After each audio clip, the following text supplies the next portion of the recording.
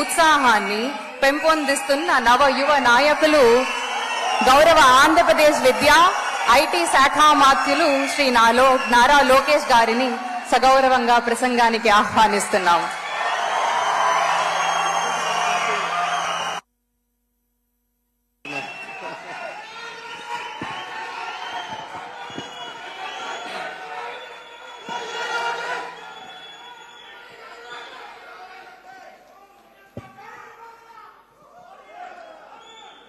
గట్టిగా చెప్పాలి, వినపడట్లేదు.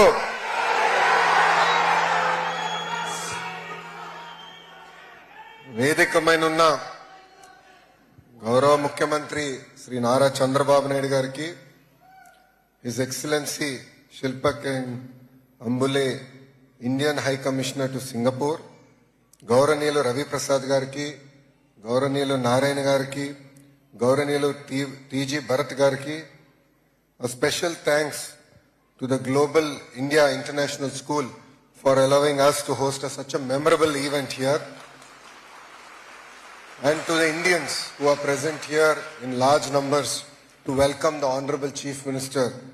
I would like to thank all of you for giving me this amazing opportunity. Singapore లో తెలుగుల ఉత్సాహం super. నేను airport దగ్గర నుంచి ఈరోజు ఈ ఆడిటోరియం వరకు చూస్తున్నా, అడుగడుగునా తెలుగులు పెద్ద ఎత్తున బయటకు వచ్చి గౌరవ ముఖ్యమంత్రి గారికి స్వాగతం పలుకుతాం చూశాను.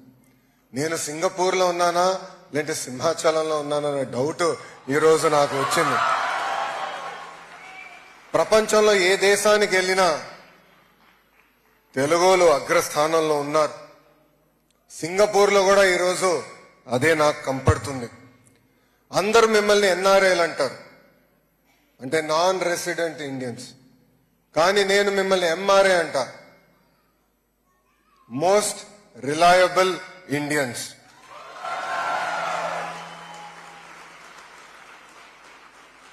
Whenever I come to Singapore, I go back home inspired. It is amazing to see how one leader has transformed this amazing country. A country that started its journey as a fishing village to now a high-tech center. And the credit goes to none other than our beloved Lee Kuan Yew garu.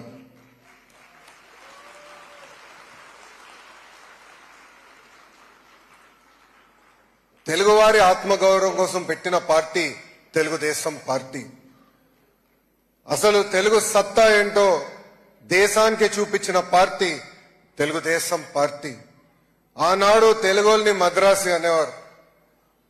అది విశ్వవిఖ్యాత నట సార్వభౌమ స్వర్గీయ నందమూరి తారక రామారావు గారు, లేదు మేము మద్రాసీలు కాదు తెలుగులు అనేది ఒకరు ఉన్నారని ఢిల్లీకి వినిపిస్తాం జరిగింది. అదే స్ఫూర్తితో ప్రపంచానికే తెలుగు సత్తా చూపించింది మన గౌరవ ముఖ్యమంత్రి శ్రీ నారా చంద్రబాబు నాయుడు గారు.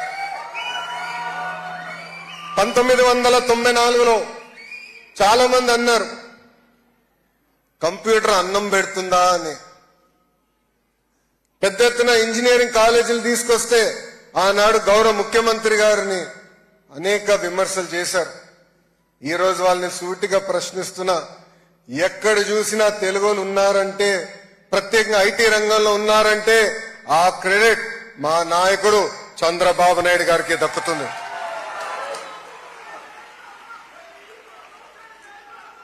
ప్రపంచంలో తెలుగు వాళ్ళు శాసిస్తున్నారంటే దానికి కారణం ఒక విజనరీ. ఆ విజనరీ పేరే చంద్రబాబు నాయుడు గారు. ప్రపంచవ్యాప్తంగా ఈరోజు 30 లక్షల మంది తెలుగు వారు ఉన్నారు. ప్రత్యేకంగా ఫార్ ఈస్ట్ లో 3 లక్షల మంది ఉన్నారు. ఈరోజు సింగపూర్ లో జరుగుతున్న తెలుగు డయాస్పోరా మీటింగ్ లో మనం ఒక్కసారి చూస్తే మలేషియా నుంచి, ఇండోనేషియా నుంచి, ఫిలిప్పీన్స్ నుంచి, ఫార్ ఈస్ట్ నుంచి పెద్ద ఎత్తున తెలుగు వారు తరలి వచ్చారు. అదే మన తెలుగు వారి పవర్, అదే మన తెలుగు వారి సత్తా. కష్టపడి చదువుకుని ఉద్యోగాల కోసం, ఉపాధి కోసం దేశం మొత్తం వెళ్లారు తెలుగువారు. ఈరోజు సింగపూర్ లో మీరున్నా కూడా మీ మనసు ఎప్పుడూ ఆంధ్ర వైపే ఉంటుంది. రాష్ట్రంలో ఏం జరుగుతుంది, రాష్ట్ర పరిస్థితులు ఎలా ఉన్నాయి, రాష్ట్రంలో రాజకీయాల గురించి కూడా నాకన్నా మీకే బాగా తెలుసు.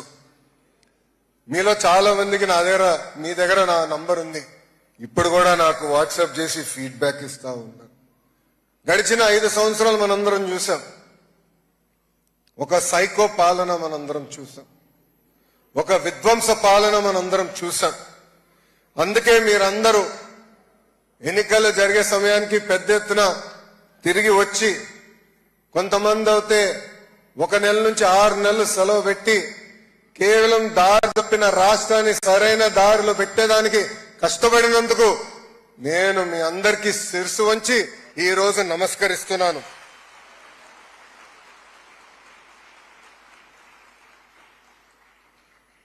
జీవితంలో కొన్ని సంఘటనలు మనలో మార్పు తీసుకొస్తాయి. నా జీవితంలో అలాంటి సంఘటన చంద్రబాబు నాయుడు గారి ఇల్లీగల్ అరెస్ట్. 53 రోజులు ఆయన్ని బంధించినప్పుడు ఒక దశలో బ్రహ్మని నేను కూర్చుని మాట్లాడుకున్నాం. బ్రహ్మని నన్ను అడిగింది, గౌరవంగా పెరిగిన కుటుంబం, ఏనాడు తప్పు చేయని కుటుంబం, ఈరోజు పెద్దయిన జైల్లో ఉన్నారే, ఇదంతా మనకు అవసరమా అని ఆమె నన్ను అడిగింది. కానీ అదే రోజు హైదరాబాద్ లో గ్రాటిట్యూడ్ కాన్సర్ట్ జరిగి 45,000 మంది ఐటీ ప్రొఫెషనల్స్ వచ్చి ఎస్ మేము చంద్రబాబు నాయుడు గారితో నిలబడతామని చెప్తాం జరిగింది. అంతేకాకుండా సింగపూర్ లో ఉన్న భారతీయులు, తెలుగులు చంద్రబాబు నాయుడు గారు మేము అండగా ఉన్నాం, మీరందరూ బయటకు వచ్చి ఆనాడు నిలబడ్డారే, అదే మాకు కొండంత ధైర్యం. ఆ రోజు నుంచి మేము నిర్ణయించుకున్నాం, తిరిగి మళ్ళీ కష్టపడాలా, తెలుగు జాతి కోసం సేవ చేయాలా, అన్ని రంగాల్లో తెలుగు జాతి నంబర్ 1 ఉండే వరకు కష్టపడాలని నిర్ణయం తీసుకుంటాం జరిగింది. కేవలం మీరేదో బయటికి వచ్చారు, మాకు అండగా నిలబడ్డారు మీరు అనుకోవచ్చు, కానీ మాకు అది కొండంత బలంగా నిలబడింది, మాకు ధైర్యం ఇచ్చింది. దయచేసి ఇది మీరు మీ అందరికీ తెలియజేయాలని ఈ సభాముఖంగా నేను అనుకున్నాం. ఈరోజు రాష్ట్రంలో ఒక్కసారి చూస్తే దారి తప్పిన రాష్ట్రాన్ని సరైన దారిలో పెట్టడానికి అహర్నిశలు గౌరవ ముఖ్యమంత్రి గారు పనిచేస్తున్నారు. ఆయన వయసు 75 సంవత్సరాలు, కానీ 25 సంవత్సరాలు కుర్రోడులాగా పరిగెడతారు. గౌరవ ముఖ్యమంత్రి గారు మొన్న కేబినెట్ మీటింగ్ తర్వాత మా అందరితో భోంచేస్తుంటే ఆయన దగ్గర నుంచి 2 కుర్చీల్లో వదిలేసి అందరం కూర్చుంటున్నాం. అప్పుడు మనసులో అందరం నవ్వుకున్నాం, సూర్యుడి నుంచి కరెక్ట్ డిస్టెన్స్ లో కూర్చోవాలి, దగ్గర కూర్చుంటే ఇబ్బంది, దూరం అయితే మరీ చలిగా ఉంటుందని. అంటే ఆ ఎనర్జీ, ఆ తపన, రాష్ట్రాన్ని మార్పు తీసుకురావాలి, రాష్ట్రాన్ని ముందలు తీసుకెళ్లాలని అహర్నిశలు ఈ రోజు కూడా కష్టపడుతున్నారు చంద్రబాబు నాయుడు గారు. ఈరోజు స్పీడ్ ఆఫ్ డూయింగ్ బిజినెస్ లో సింగపూర్ ను ఒక రోల్ మోడల్ గా మేము తీసుకుంటున్నాం.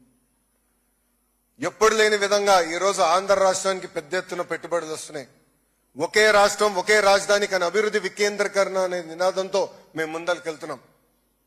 టీజీ భరత్ గారు ఉన్నారు ఇండస్ట్రీస్ మంత్రిగా, పెద్ద ఎత్తున రాయలసీమకు కూడా పెట్టుబడులు తీసుకొస్తున్నాం. ఈ రోజు మీరు చూస్తే అనంతపూర్ కి కియా వచ్చింది, కర్నూలు అనంతపూర్ జిల్లాకి పెద్ద ఎత్తున రెన్యూబుల్ ఎనర్జీ ప్రాజెక్ట్స్ వస్తున్నాయి. ఏకంగా కర్నూలు పట్టణానికి ఒక మొబిలిటీ వ్యాలీగా ప్రకటించి పెద్ద ఎత్తున ఈరోజు పెట్టుబడులు తీసుకొస్తున్నాం. ఇంతేకాదు కడప, చిత్తూరులో ఎలక్ట్రానిక్స్ మ్యానుఫ్యాక్చరింగ్ కంపెనీ, నెల్లూరుకి ఇప్పటికే పెద్ద ఎత్తున పరిశ్రమలు వచ్చినాయి, ముందలు కూడా వస్తాయి. ప్రకాశం జిల్లాని ఏకంగా సిబిజీ హబ్ గా మేము నియమించుకున్నాం. ఇంకా గుంటూరు, కృష్ణా జిల్లాకు వచ్చగల రాజధాని ఉంది. అంతేకాదు భారతదేశంలోనే తొలి క్వాంటమ్ వ్యాలీ కూడా అమరావతికి తీసుకొచ్చారు గౌరవ ముఖ్యమంత్రి చంద్రబాబు నాయుడు గారు. నేను చెప్పాను కదా ఆయన ఎప్పుడు 25 సంవత్సరాలు కుర్రోడ్లాగా పరిగెడతాడని.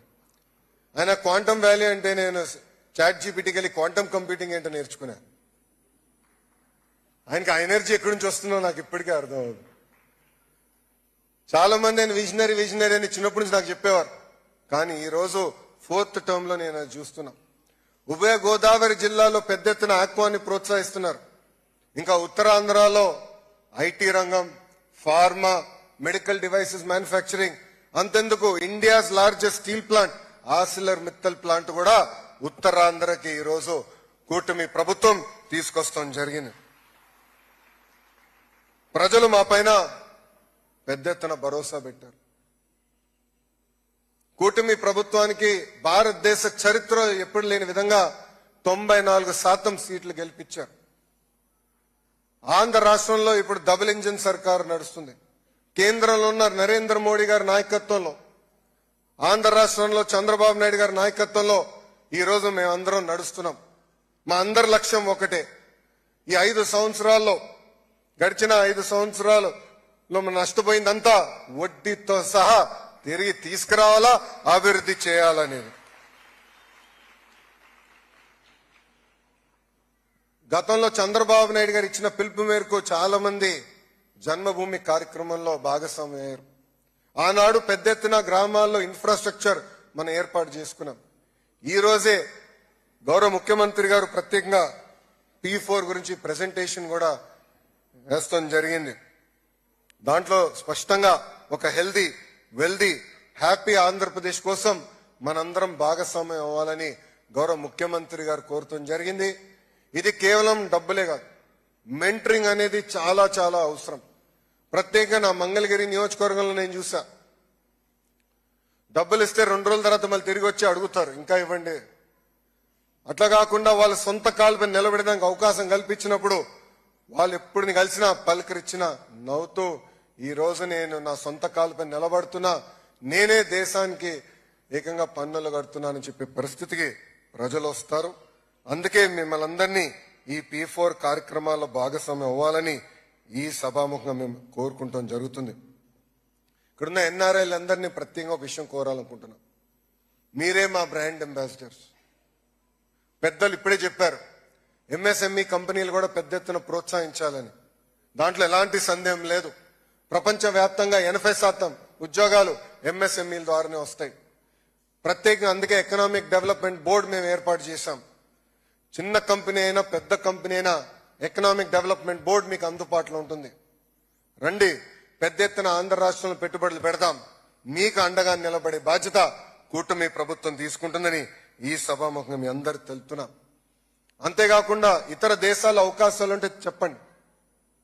ప్రత్యేకంగా స్కిల్ డెవలప్మెంట్ లో మాకు ఒక విభాగం ఉంది.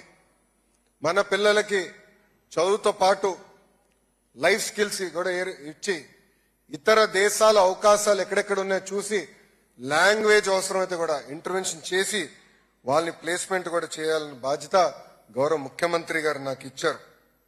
అందుకే ఇక్కడ ఉన్న మిమ్మల్ని అందరినీ కోరేది ఒకటే, అందరం బ్రాండ్ అంబాసిడర్స్ గా మారాలి.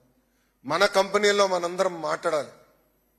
ఇది నేను ఎందుకు చెప్తున్నానంటే, టాటా సన్స్ చైర్మన్ చంద్ర గారిని కలిసినప్పుడు ఆయన ఒక మాటను అడిగా.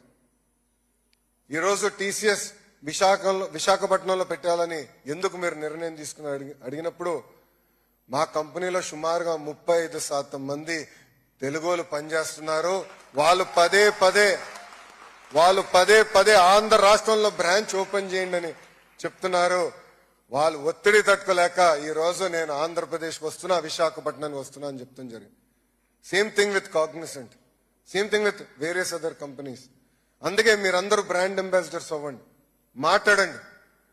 మీ కంపెనీ భారతదేశంలో పెట్టుబడులు పెట్టాలనుకుంటే మాకు తెలియజేయండి. ఆ పెట్టుబడుల కోసం పోరాడడానికి మేము సిద్ధంగా ఉన్నాం. మీరు చూస్తే మేము అందరూ ఒక యంగ్ టీం ఉన్నాం.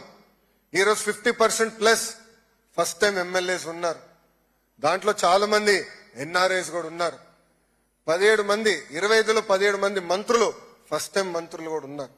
చేయాలని తప్పంతో మేము అందరం ఉన్నాం. మీరు కానీ మాకు చేయిస్తే ఆంధ్ర రాష్ట్రాన్ని నంబర్ 1 చేసే బాధ్యత మేము తీసుకుంటామని ఈ సభాముఖం మీ అందరు తెలుపుకుంటూ, ఇక్కడున్న ప్రత్యేకంగా తెలుగు వారికి NRT ద్వారా కొన్ని విషయాలు చెప్పాలనుకుంటున్నాం. గతంలో AP NRT ఏర్పాటు చేశాం. అద్భుతంగా రవి గారి నాయకత్వంలో నడిపించాం.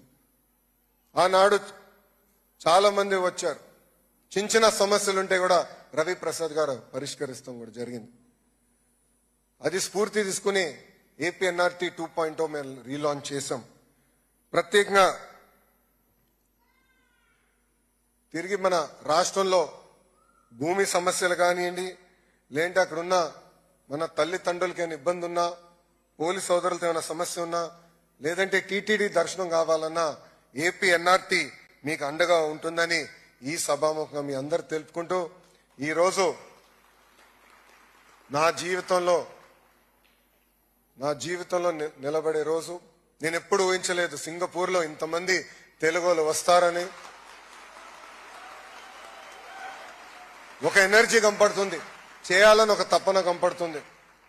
గౌరవ ముఖ్యమంత్రి గారు కూడా చెప్పాను నేను, సార్ 2014 నుంచి 19 వరకు కూడా ఇంత ఎనర్జీ నేను ఎప్పుడు చూడలేదు. ఇప్పుడు తెలుగులో కసి ఉంది. ఎస్, మన రాష్ట్రాన్ని అభివృద్ధి చేద్దాం, మన రాష్ట్రాన్ని ముందలు తీసుకెళ్దాం. ఆ కసిని యాక్షనబుల్ ఐటమ్స్ గా తయారు చేసి మనం గాని డెలివర్ చేస్తే ఇంకా ఆంధ్ర రాష్ట్రం పరిగెత్తే స్పీడ్ కి ఎవరు అందుకోలేరని చెప్తాం కూడా జరిగింది.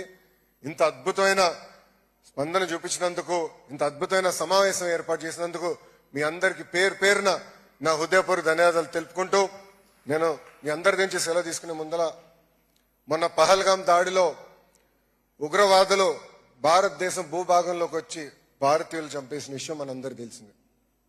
గతంలో ఇలాంటి సంఘటనలు జరిగితే భారతదేశ ప్రభుత్వం ఒక యునైటెడ్ నేషన్స్ ఇతర దేశాలకు వెళ్ళి కంప్లైంట్ చేశారు. కానీ మొదటిసారి ఒక దేశ ప్రధానమంత్రి ఏకంగా ఉగ్రవాదుల క్యాంపుల్ని 24 నిమిషంలో మిసైల్స్ పంపించి ధ్వంసం చేస్తాం జరిగింది.